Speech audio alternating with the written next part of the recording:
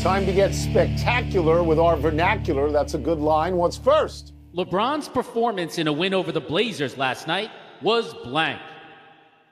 My word is redemptive. He had 40 points.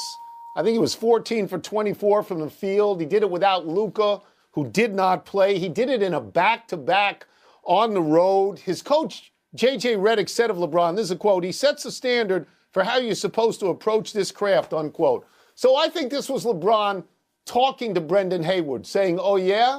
And saying to Brendan Hayward, they pay me to win regular season games and playoff games, not exhibition games. And by the way, the Lakers pay me, the league doesn't pay me. And I think he was also saying to Luka, this is still my team.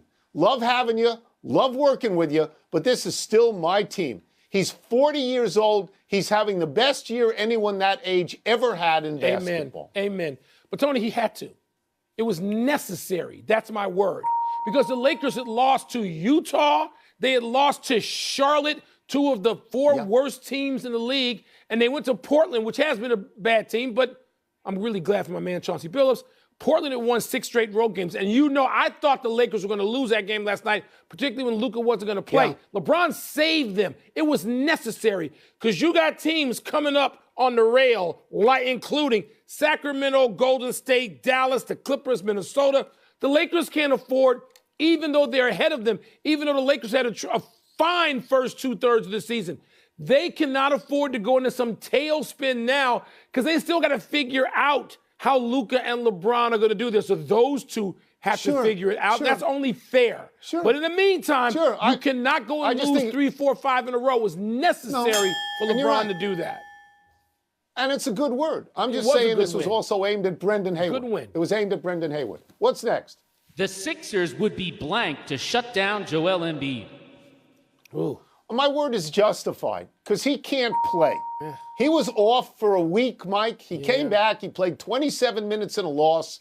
He shot 3 for 9. Okay, it's not working. You know, so they would be justified in shutting him down. But it's also true that he's had stuff happen like this before. And then he gets out there and he plays a couple of good games, 3, 4 games in a row. And suddenly the Sixers are kind of sort of a threat in the playoffs. So while you can justify shutting him down, you don't have to, because this is the arc of his career. Tony, it would be strategic too, because you're looking at a draft that is supposed to be, and Jay Billis reminded us of this last week, a really good at the top and deep.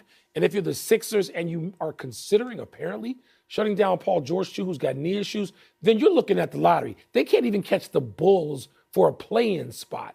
So then you're looking at that. And I don't know who a big is, if there's anybody out there who down the line could sort of replace even the numbers, much less the impact of Embiid. Malowach, the kid at Duke, the 7'2" kid, he doesn't seem like that now, but I don't know how the draft is going to shape out with not yet. Not with, well, Elijah Wan averaged like 7 and something his freshman year too, and then oops, look what happened. So you big kids take a longer time to develop. I don't know. But, Tony, let me give some credit to our friend Kendrick Perkins, who I know I was sitting with a couple of different times, and he said, hey, this is not hard. Sit Joel Embiid. Sit him down. Force him to sit down. You cannot get through with this. You can't limp through with Joel Embiid doing this. And I think of a conversation that I had with Embiid in the finals last year where I hoped he didn't play in the Olympics. Not because I didn't want Embiid not to win a medal, because I did. I really like Joel Embiid. I just thought that the wear and tear of a summer, the practices and the games, were going to be more than he could handle once we got to now. Well, you were right. Yeah. You were prescient. That's the fun. But the fact that Bob Bryant and Charles Barkley back-to-back birthdays. Tony, one of the great thrills of my life was meeting Bobby Orr a month or so ago.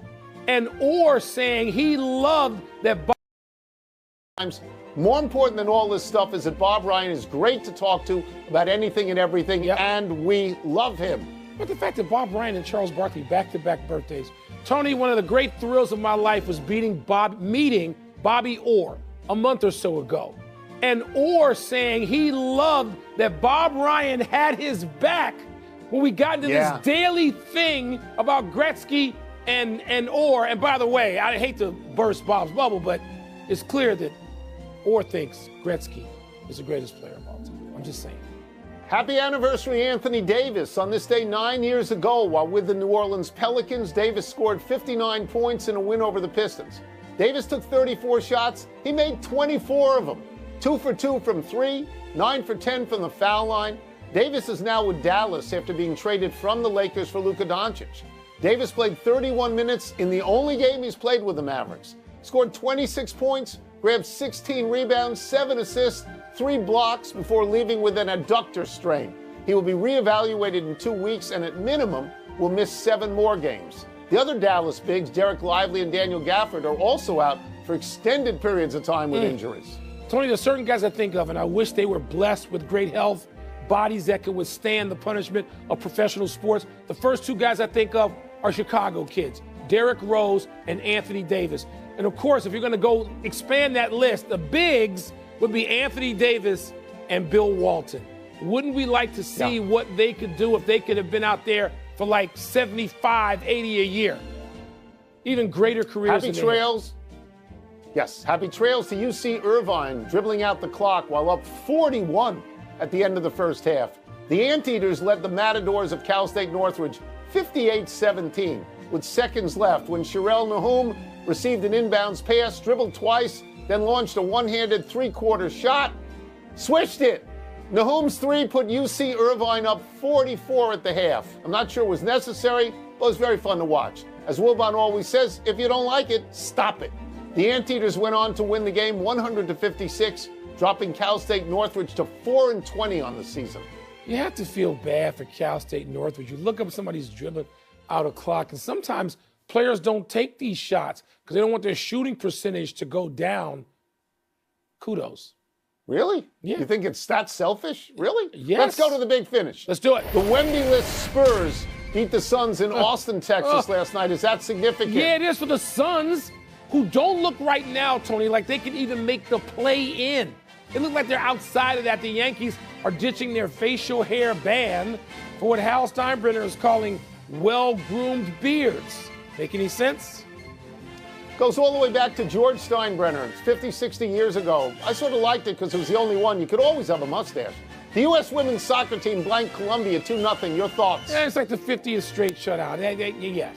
I mean, we expected. The Saints are reportedly hiring former Chargers head coach Brandon Staley as their defensive coordinator. Is he a good fit? It's a bad team. I mean, Kellen Moore is a young guy and with a lot of enthusiasm. It's not a good team. Last one, men's college hoops tonight. 14th ranked Michigan State at number 12 Michigan. Who you got, Mr. Big Ten? Who you got? Traditional Big Ten, baby. Not this California influx. I'm going with Tom Izzo and the boys to win in Ann Arbor. I am. We're out of time. We will try and do better the next time, and I am Tony Kornheiser. I'm Mike Wilbon. Have a great weekend, knuckleheads. You can get the podcast on the app or Apple Podcasts. Tony, with James Harden's beard, according to Steinbrenner, be well. Saves. The last 20 shots he faced, including 8 in the third period, 6 in the overtime. Wilbon, what are your reflections on this game and the event? It was thrilling. It was exhilarating. It was. I was tired at the end of it. I called you to try to get you to get through the third period. I know I was unsuccessful, but you seemed spent after 2 periods, so I let it go. Yeah. But as you know, because you watched a lot of it, I watched all of it, it was amazing. Bennington is the MVP. I don't care what the vote is. They can't win the game without Bennington making a couple of saves. And by the way, he did it in the building in which he won a Stanley Cup 6 years ago in Boston. He did that as a young goaltender. And he does it again for Canada, which a lot of Canadians didn't even want him. They didn't think he should be named the goaltender for that team. And he stops Austin Matthews a couple of times where you go, no, the game's over. It's done. He saves the game for his team to then get in a position for the biggest star on the team, of course, to win it. I'm going to push back a little bit on saying this was the